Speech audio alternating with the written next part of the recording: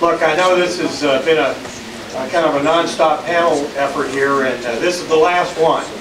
And thanks to the car, it's a little bit less than what you had anticipated. Plus, we're missing one person too, so I think we can get right on.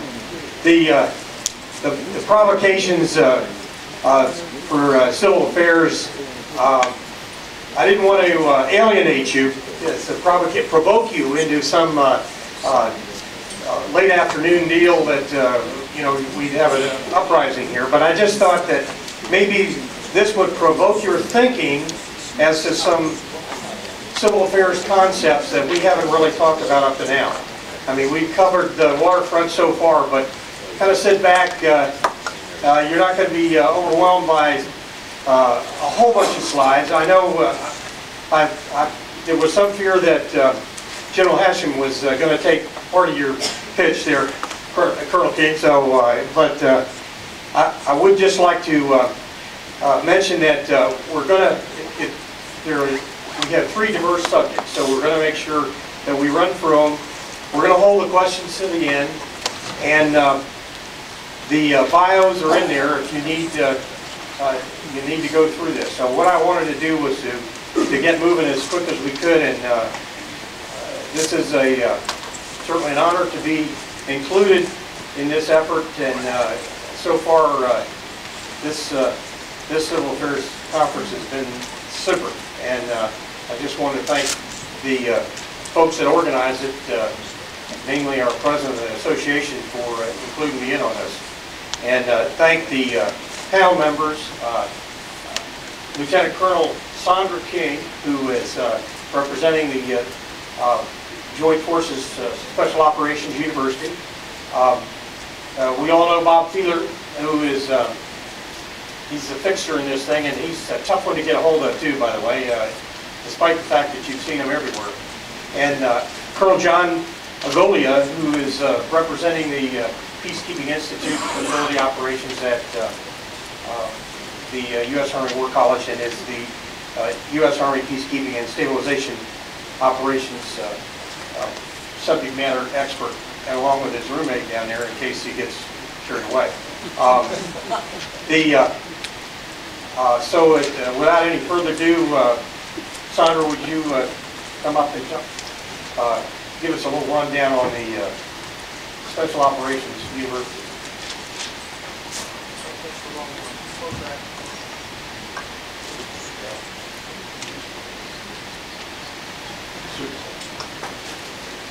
Good afternoon. I'll do this. Okay.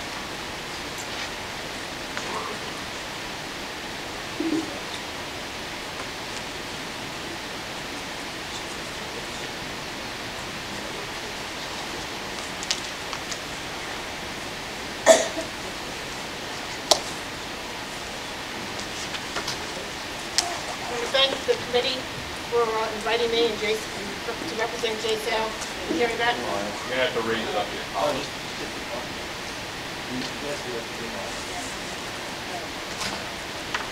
Testing, testing. Yeah, there we go.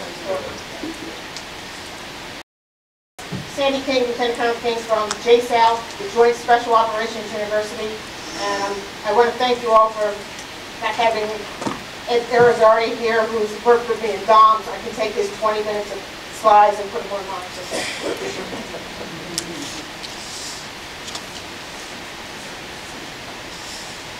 My purpose this afternoon, I noticed that everybody yesterday put in a purpose slide, so I added one last night.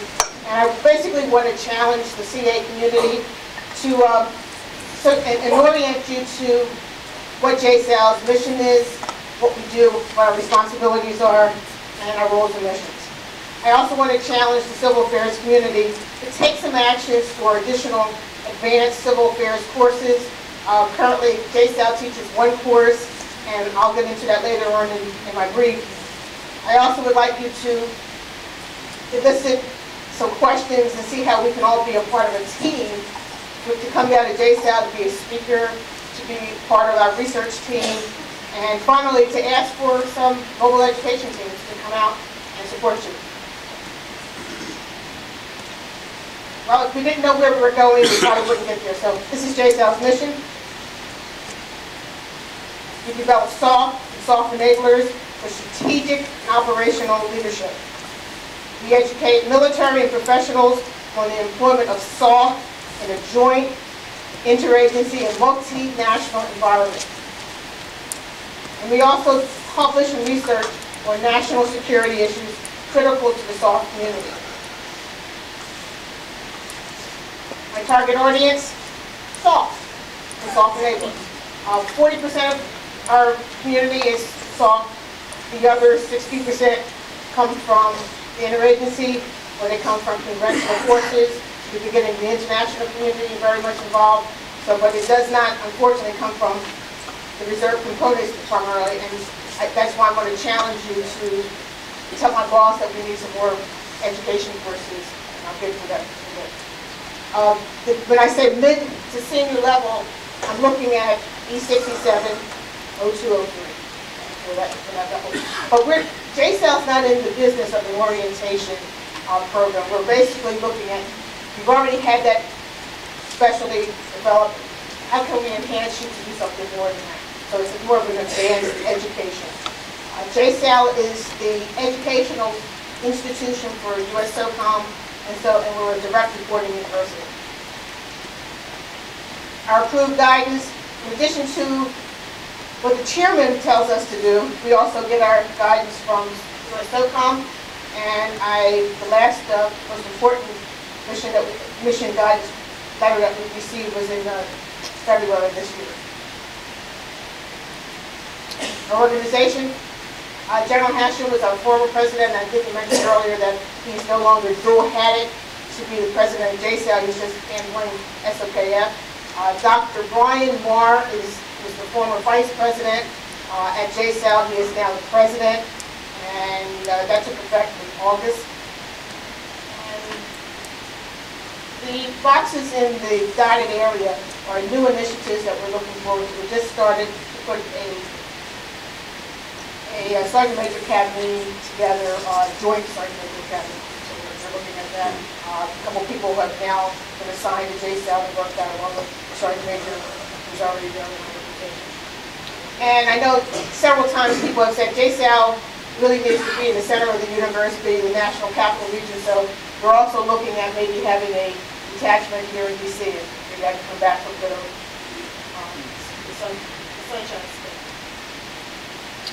The JSAL strategy model is pretty much a three-tier model that's based on soft competencies. We're looking at a strategic piece, an operational piece, and an educational delivery piece. JSAL's courses. These are currently the courses that JSAL teaches. I emphasize the joint CMO planning campaign planning workshop. That one is still on the records.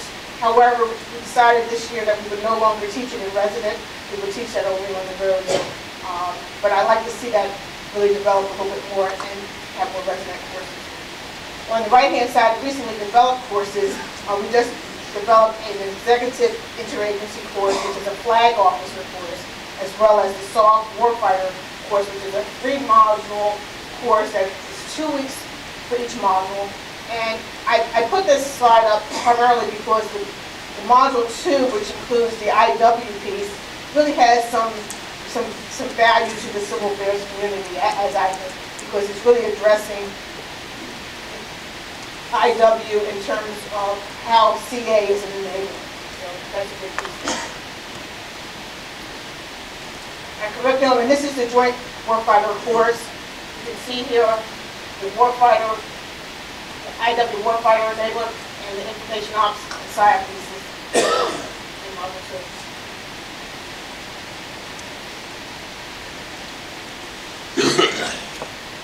What I wanted to transition into, I think that most of the, I will say that probably about 90% of the civil affairs assets come out of the reserves. And I would like to challenge the community to really leverage additional courses through JSAL. But, unless we hear you say you want more, we're not, our mission is, that part of our mission is to serve us. So, I put this slide up to show that the reserve components, the participation in the one course that's no longer being taught with the